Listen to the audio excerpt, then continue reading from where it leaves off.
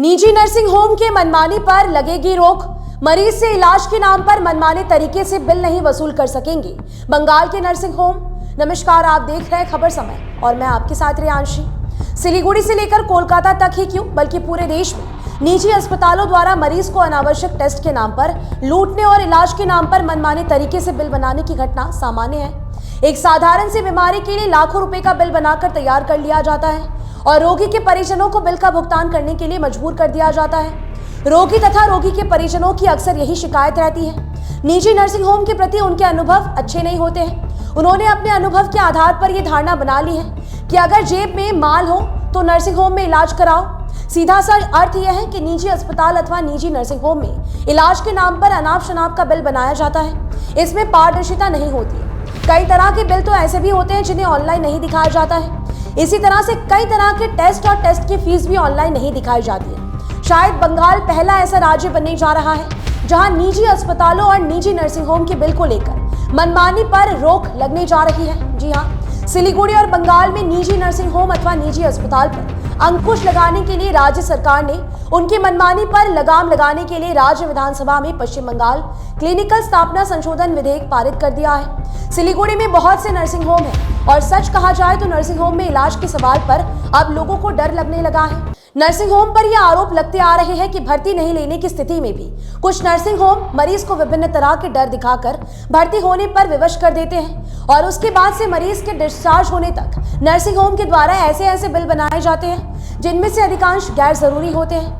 यह भी बता दें कि मरीज के डिस्चार्ज करने के लिए खुद मरीज के परिजनों को डॉक्टरों की पैरवी करनी होती है। यानी एक बार निजी अस्पताल में जाए तो दोबारा इलाज के लिए जाने की हिम्मत नहीं पड़ेगी।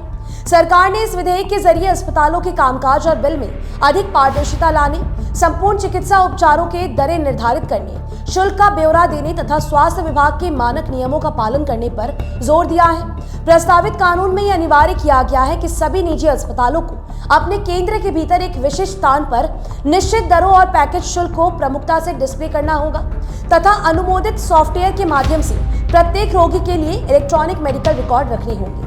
इस विधेयक को स्वास्थ्य राज्य मंत्री चंद्रिमा भट्टाचार्य ने पेश किया, जिस पर बहस के बाद बिल को राज्य विधानसभा में पारित कर दिया गया। Every drop of water counts. SBM Gold's water tank is the most sustainable and durable water storage solution available. Our hashtag असली commitment. उसके बाद विधेयक पर राज्यपाल का हस्ताक्षर होगा। तत्पश्चात ये कानून के रूप में सामने आएगा।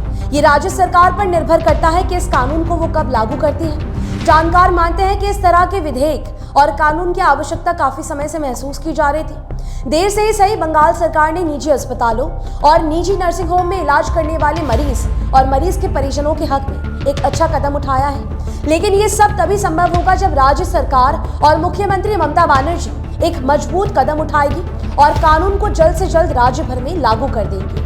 फिलहाल आपके इस पूरे विषय को लेकर क्या राय आप रखते हैं, हमें जरूर से बताइएगा।